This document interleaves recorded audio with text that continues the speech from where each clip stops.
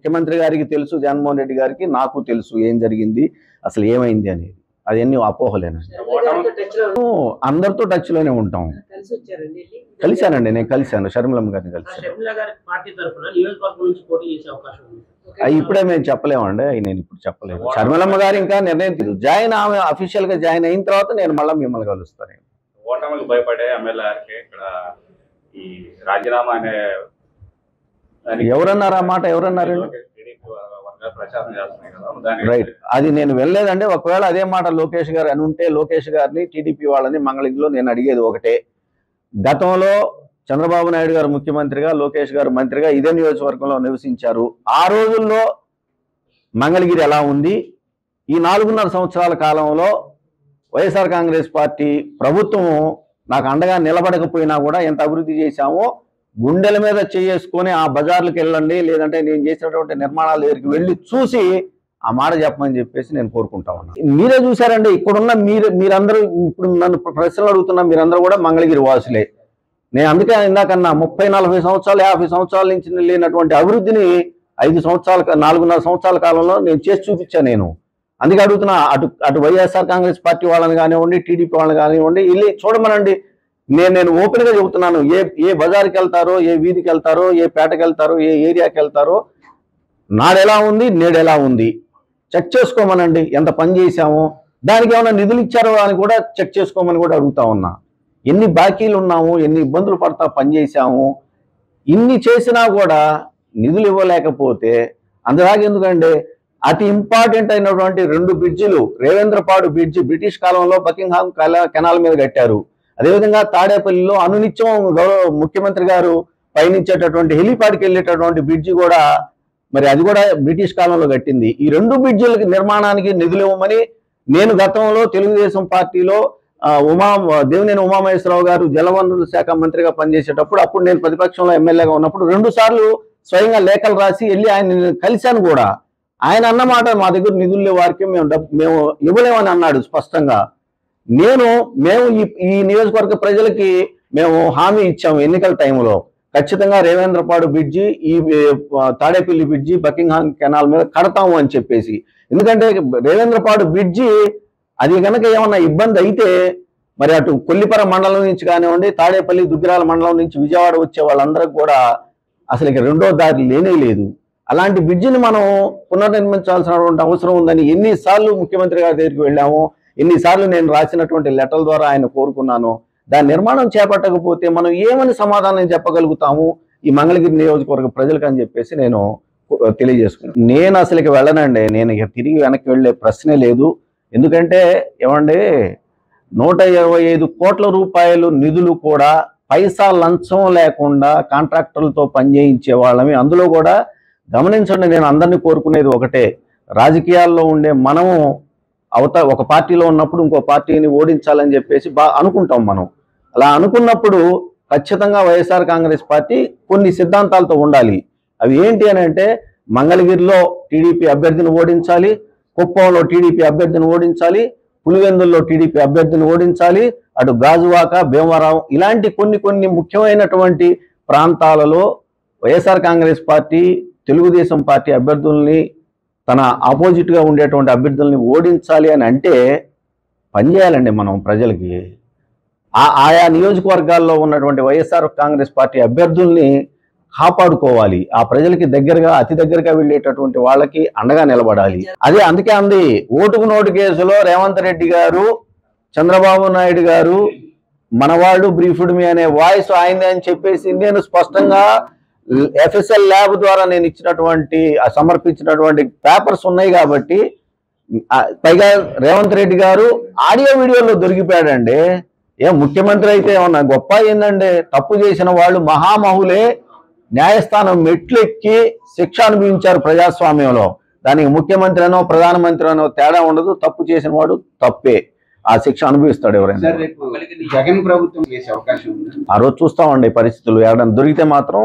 అదే అంటుంది, ఎవరైనా తప్పే. నేను చేసిన ఇది ఎక్కడైనా తప్పుంటే తీయండి, ఇదిగో నేను తప్పు చేశానని నిరూపించండి, నేను దానికి బద్దుడినై ఉంటాను. మీరు చేసిన తప్పే, నేను చేసిన తప్పే, ఎవరు చేసిన తప్పేనండి.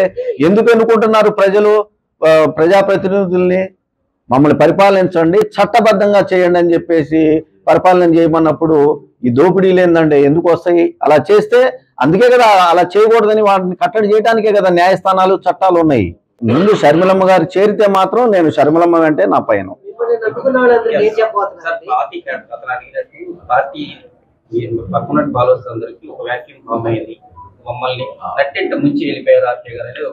అది కరెక్ట్ కానే కాదు.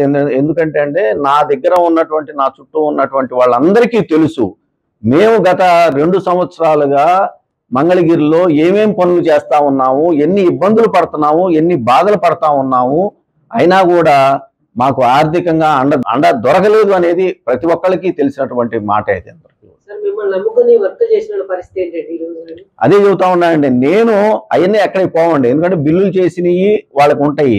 అయినా కూడా నేను సుమారు 8 నుంచి 7-8 కోట్లు, ఇంకా లెక్క కూడా చూసి 7-8 కోట్ల రూపాయలు నేను బయట నుంచి తీసుకొచ్చి వాళ్ళకి సర్దానండి. కాబట్టి వాళ్ళకి తెలుసు, కాబట్టి నేను ఏ విధంగా పనిచేశాను, ఎక్కడ పైసా లంచం తీసుకోకుండా నేను నా సొంత డబ్బులు బయట నుంచి తీసుకొచ్చిన డబ్బులు వాళ్ళకి సర్దాను. కాబట్టి వాళ్ళు పాపం ఏం మాట్లాడకుండా అలానే ఉండిపోయారు. వాళ్ళు చేసిన ప్రతి ఒక్క పనికి కూడా రికార్డ్స్ ఉంటాయి. ఇవాళ కాకపోతే రేపైనా బిల్లులు వస్తాయి. లేదంటే కొంతమంది గతంలో పని చేసుకొని బిల్లులు రాకపోతే గౌరవ న్యాయస్థానాలకు వెళ్ళి న్యాయస్థానం తీర్పుల నుంచి బిల్లులు తెచ్చుకున్నటువంటి పరిస్థితులు కూడా ఉన్నాయని చెప్పేసి నేను తెలియజేసుకుంటాను. ఇప్పటికి కూడా ఏమంటే ఏ రాజకీయ పార్టీకైనా కూడా న్యాయ నిర్ణేతలు ప్రజలండి. తెలుగుదేశం పార్టీ పనిచేయలేదు కాబట్టి తెలుగుదేశం పార్టీని ఆ రోజులు 2019లో ఇంటికి పంపించారు. 23 సీట్లకే పరిమితం చేశారు. కేవలం 3 పార్లమెంటు స్థానాలకే పరిమితం చేశారు. రేపొద్దున ఈ రాష్ట్ర ప్రజలు వైఎస్ఆర్ కాంగ్రెస్ పార్టీ పనిచేయలేదని అనుకుంటే ఖచ్చితంగా అదే పరిస్థితి తిరిగి వైఎస్ఆర్ కాంగ్రెస్ పార్టీకి రాదు అని చెప్పేసి ఎందుకు అనుకోకూడదండి? మీరేమో అభిప్రాయపడుతున్నారు? చెబుతాము నేను ఏదో ఒక పార్టీలో చేరిన రోజు నా అభిప్రాయాన్ని ఖచ్చితంగా నిక్కచ్చిగా చెబుతా, ధైర్యంగా చెబుతాను. జగన్మోహన్ రెడ్డి గారే సమాధానం చెప్పాలి. నేను అందుకే అన్నా, ఇందాకే అన్నా, నేను రాజకీయాల్లో నేను రాజశేఖర రెడ్డి గారి కుటుంబాన్ని వదిలిపెట్టను. నేను రాజశేఖర రెడ్డి గారి మనిషిని, రాజశేఖర రెడ్డి గారి భక్తుల్ని, నేను రాజశేఖర రెడ్డి గారి అభిమానిని. నేను అంటే ఇప్పుడు మిమ్మల్ని భవిష్యత్తులో మంగళగిరి ప్రజలు ఎలా చూడబోతున్నారు? ఒక పార్టీ కార్యకర్తగా చూడబోతున్నారా, ఒక నాయకుడిగా? చూద్దామండి. ఎందుకంటే నేను ఇంకా ఏ పార్టీలో చేరలేదు అఫీషియల్ గా. నేను చేరాలి అని అంటే షర్మిలమ్మ గారితోటి నా రాజకీయ భవిష్యత్తు ముడిపడి ఉంది. షర్మిలమ్మ గారు తీసుకునేటువంటి నిర్ణయానికి అనుగుణంగా నేను నిర్ణయాన్ని తీసుకుంటాను. కాబట్టి ఆ రోజున ఆ పార్టీ తీసుకునే నిర్ణయాలకి అనుగుణంగా నేను పనిచేయాల్సి వస్తుంది. కాబట్టి ఖచ్చితంగా నేను ఆ రోజున ఏ నిర్ణయం తీసుకుంటానో ఆ నిర్ణయానికే పనిచేస్తాను. ఇతర పార్టీల నుంచి వచ్చారండి, చాలా మంది అడిగారు. అయినా కూడా నేను వాళ్ళు నన్ను అడిగిన దానికి నేను గౌరవప్రదంగానే చెప్పాను. నేను రాజశేఖర రెడ్డి గారి మనిషినండి, రాజశేఖర రెడ్డి గారి కుటుంబంతోనే ఉంటాను. షర్మిలమ్మ గారు ఏ నిర్ణయం తీసుకుంటే ఆ నిర్ణయానికి అనుగుణంగా నేను పనిచేస్తానని చెప్పాను. కేసులు ఎప్పుడు ఉంటాయండి, 100% కొనసాగిస్తాను. నేను చెప్పాను కదండి, తప్పు ఎవరు చేసినా తప్పే. ఓటుకు నోటు కేసులో చంద్రబాబు నాయుడు గారు రేవంత్ రెడ్డి గారి ద్వారా 5 కోట్ల రూపాయలకు అవసరం లేనటువంటి ఎమ్మెల్సీ ఎన్నికల్లో డబ్బులు ఇచ్చి పంపిస్తూ 50 లక్షల రూపాయలు అడ్వాన్స్ ఇచ్చి అడ్డంగా ఆడియో వీడియో టేపుల్లో దొరికినటువంటి పరిస్థితి ఈ ప్రపంచం చూసిందండి. అది ఖచ్చితంగా న్యాయస్థానాల్లో ఉంది. నేను ఎక్కడున్నా కూడా, నేను ఒకవేళ రాజకీయాల్లో రేపు లేకపోయినా కూడా ఆ కేసులు కొనసాగుతాయి. ఇన్నర్ రింగ్ రోడ్డు కేసులో కూడా ఇదే నియోజకవర్గంలో నేను ఎమ్మెల్యేగా ఉండగా చంద్రబాబు నాయుడు గారు తెలుగుదేశం పార్టీ అనేది ఆ రోజుల్లో ఆ ప్రభుత్వం తప్పులు చేసిందనేది నా అభియోగాలతోటి నేను గౌరవ న్యాయస్థానాలని నేను ఆశ్రయించాను. కాబట్టి ఆ కేసులకు సంబంధించి నేను ఎక్కడికి వెనక్కి పోను. ఆ కేసులు కంటిన్యూ అవుతాయి. ఖచ్చితంగా పక్కకి వెళ్ళిపోయినా కూడా నేను ఆ అధికారులను కోరుకుంటానండి వాటిని కంటిన్యూ చేయమని. నాకు తెలిసి చేనేత బజార్ అయిపోయింది, త్వరలోనే దాన్ని ఓపెనింగ్ చేసుకుంటారు. నేను కమిషనర్ గారిని వ్యక్తిగతంగా కలుస్తాను. కోనేరు కూడా మీరు అంటే కోనేరు వాస్తవంగా ఏమైంది అనేది మీరు చూసారండి.